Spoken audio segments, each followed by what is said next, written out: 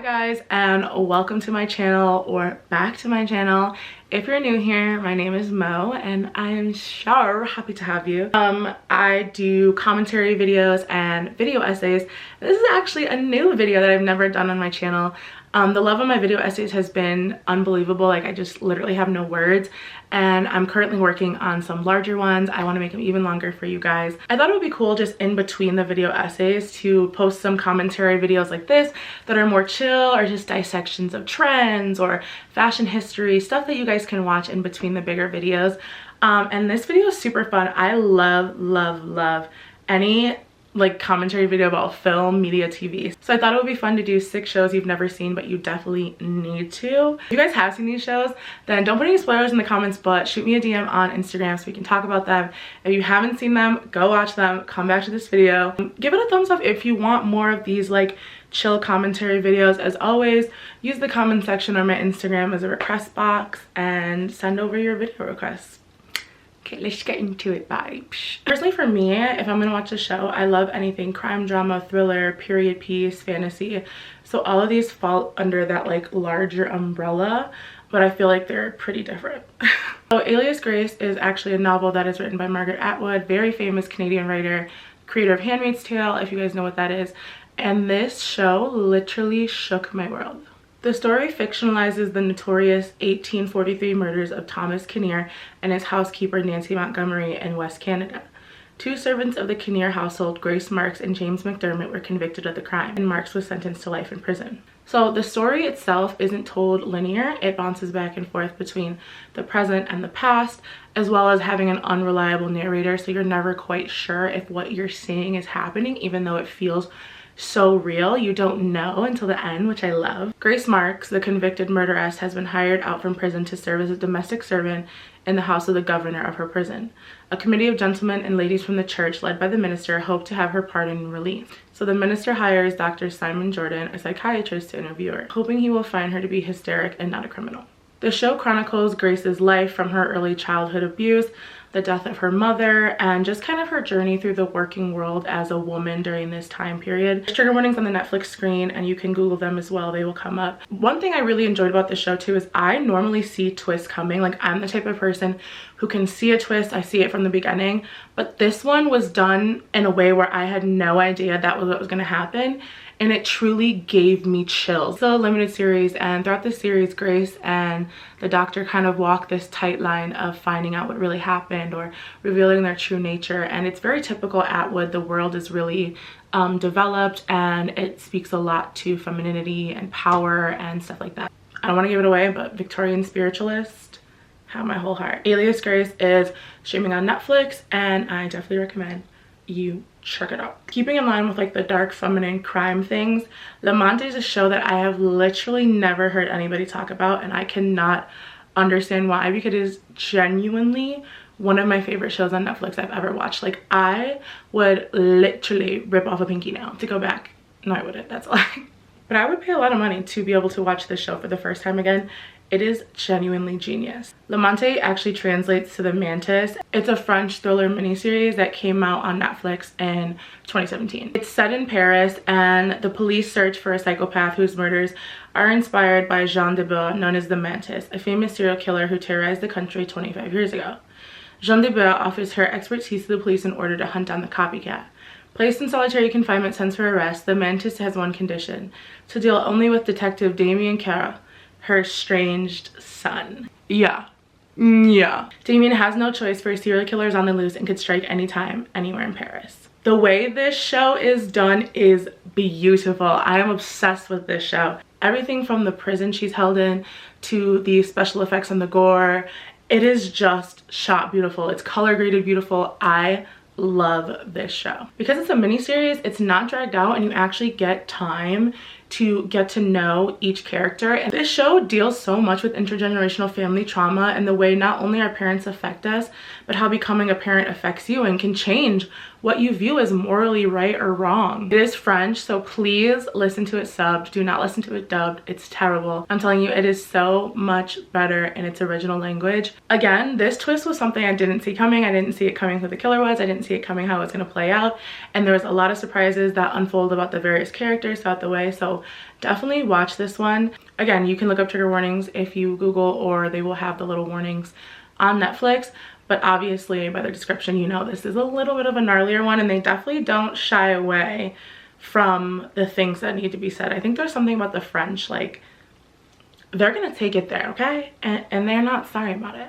This next show is my ultimate comfort show, and I never hear anybody talk about it, and I almost want to gatekeep it. I'm gonna share it with you guys because it is literally my favorite show that's ever been created, and that is Salem. So Salem is a supernatural horror show, and it's loosely inspired by the real Salem witch trials in the 17th century. It actually was on WGN America. It was their first ever scripted show, and I feel like that's why people never heard about it. Salem aired in like 2014. I didn't know about it. I found it on Hulu, and I binge watched all 3 seasons in like 3 days, and I was begging, screaming, crying for more. It revolves around Mary Sibley and her plot to turn Salem evil. I love this twist because it's not the Puritans chasing witches and, you know, unaliving them. It's witches turning Puritans against each other, and just watching how quickly they will turn on their own, or they will justify their beliefs. The show can be a little bit cheesy in some scenes, but I feel like that adds to its charm because there are other scenes that are so good. I literally get chills watching them, and I've watched it multiple times. The acting in some of these scenes and the writing is just beautiful. Also built an entire set in Shreveport, Louisiana, so it is immersive. Like, when you watch this, you feel like you're in Salem. You can feel all of the pressure. What I like too is, although it revolves around Mary Sibley, in the beginning it has a very wide lens, and it bounces between character story arcs, and it slowly starts to narrow in and narrow in and narrow in, and focus on the women of Salem and their journey to power and becoming who they thought they always would be, and whether they actually want to be that or not. No spoilers, I didn't really love what they did with Anne Hale's character, but I do think that it was a realistic trajectory for everything that Anne Hale went through. Definitely watch Salem if you are interested in female-male power dynamics, you like witchcraft, you like history. They take it there with the occult stuff, so if you're like scared of that, I know that's a valid fear. There is some gore as well, but it's not super bad. I feel like the gore is pretty on par for somebody who's like literally the devil. I will say there are a little bit of like cringe-worthy portrayals of indigenous people. I'm not too knowledgeable about it, so I don't know how accurate it is, so I could be speaking wrong, but to me it just didn't seem accurate. It seemed very stereotypical. Also a Mary Sibley apologist. Like, Mary Sibley did nothing wrong, so if you're gonna come in my comments, listen, I don't know what to tell you. This next show was popular, I think, when it came out, but I haven't heard anybody really talk about it. Editing me here. When I was looking up edits for this show to put in the video, I found one that had 2.5 million views. So maybe everybody does know, and I'm just late to the party. But we're just gonna pretend, okay? And it's been canceled by Netflix, which literally breaks my heart. How they massacred my boy. But that is Cursed. It stars Katherine Langford of the controversial 13 Reasons Why. And this period show tells the story of Nimue, which is the Lady of the Lake from the Arthurian legends.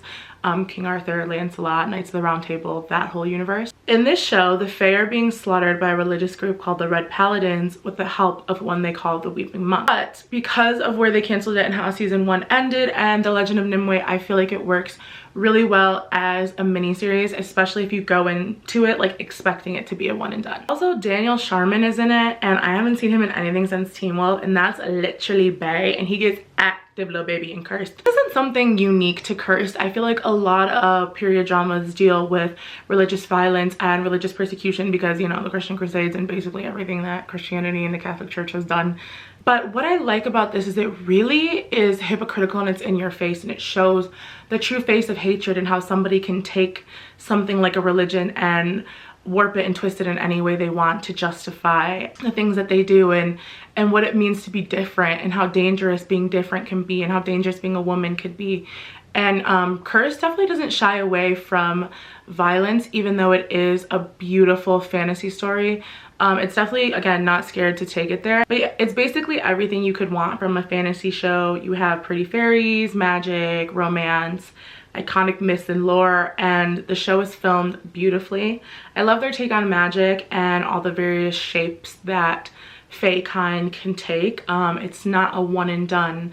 It's any type of different, any type of diversity is shown as a weakness or something to be cleansed, and I really love that take on it. Also, Gustav Skarsgård plays Merlin, and he is absolutely excellent. The Merlin scenes, the Merlin monologues, absolutely excellent. That entire family, like, Midas touch. Everything they do turns to gold. Every single one is so talented, and this one's no exception. And this show is also really cool because if you are somebody that likes fantasy and you know anything about Arthurian legends and the people that play the main roles in the King Arthur universe, Cursed shows those iconic characters at their beginning, before they became the stuff of legends. And it shows how they were kids or poor or young people just trying to do the right thing and making the wrong choices and acting out of emotions, and there's a lot of heart in it. And I feel like if you go into that knowing that this is just the beginning of the story for all of these characters, the ending won't hurt as bad, and it works as a mini series, even though I'm literally feral for season 2. Like, if Netflix is like, hey, rip off your second toenail a la Saw 3 and we'll give you season 2 of Curse, I said, baby, you want 3 or want 4? You only want 1? I'll give the whole damn 5. Let me know, call me. I wish I was kidding, I wish I was kidding. Okay, another, oh, lighting change. This one I know is pretty popular, but it's not something I hear talked about, again, like Game of Thrones level, which I really feel like it should be. Like, this show is so good, and that show is Last Kingdom. Based off the Saxon story novels, The Last Kingdom follows the journey of Uhtred of Bebbanburg. Named Osbert in childhood, he is rebaptized as Uhtred after his elder brother is killed by Danish invaders. His father, along with other Saxon noblemen, are killed in battle against the Danes. Only his uncle and stepmother survive. Uhtred and a Saxon girl named Brita are taken as slaves by Vikings, and their story continues on from there. Here, I love this show down. This show has 5 seasons, and I think every single season is immaculate. The show not only has beautiful costuming, even though I know it's not an accurate portrayal of what Danish or Viking people would have actually worn, but it's beautifully written, it's beautifully filmed, it's so immersive, the lighting is gorgeous, and again, it deals a lot with loyalty and honor and how being different can be a blessing and a curse, and if you can outrun your human nature, if you're always destined to be the person you were, or if you can change your own story. And the people in this show don't always do the right thing, and it's super frustrating, but it also like shows how human they are and how your own stubbornness and your ego can be your downfall, and it frequently is. Like, there are so many characters that I love in this show that just get so lost along the way because of their human nature, and I think that's something Last Kingdom does really, really well for a period piece. Alexander Draymond too, fine. He is literally the only person I could picture playing Uhtred. Uhtred brings a smile to my face. The level of family and love that is in this show, even between the Danes, even as violent as the show is, it's just heartwarming in a sense. If you know, you know. If you know, you know. The show keeps you on your toes too, because it's about the developing of essential England and fighting against a Viking invasion. It's one where you'll flip between loving and hating specific characters, because the show is really good at putting characters in tough situations where they do things they necessarily don't want to or shouldn't do. One thing I will say, there is a lot of violence towards women in this show, but I love that The Last Kingdom does not shy away from it. That was a sad reality during this time period. Violence towards women was seen as something that was normal, if not encouraged and taught and enjoyed. And I really love that the male characters in this show also point out the wrongness. It also deals with hypocrisy, because we see people making decisions that, you know, if the shoe was on the other foot, they'd be devastated, but they're okay with doing it to somebody else because that's war, and all's fair in love and war. And The Last Kingdom really shows you that. It really portrays the back and forth dilemma that I feel like a lot of religious people feel, meeting somebody who is different than them, meeting somebody who not only doesn't believe what they believe, but actively advocates against it. Yet this person is consistently showing that they are loyal, they are good, they have honor, they are just. They just cannot get over the fact that they are different, or they do not believe what they believe, and it hinders so much of their potential. The women in the show are so good. There's magic, it's paganism, it's just great. So watch The Last Kingdom, it's on Netflix. There's a lot of hot Viking men and pretty Viking women, you know, it's like, I watch The Last Kingdom for the plot. Also, I would die for Bioka. This last show is genuinely one of the most slept on shows that I've ever watched. I've never heard anybody talk about this at all. And it is a crime show, and it is on Netflix, and it is another international show, and it's called The Chestnut Man. The Chestnut Man is a Danish crime show that premiered in 2021 on Netflix. And it opens with the discovery of a murder of an entire family on an isolated farm in 1987. More than 30 years later, in present-day Copenhagen, a young woman is found murdered in a playground with one of her hands missing. Detective Naya Thulin is assigned to the case. With her reluctant new partner, Mark Hess, they notice a tiny figurine made of chestnuts lying next to the body.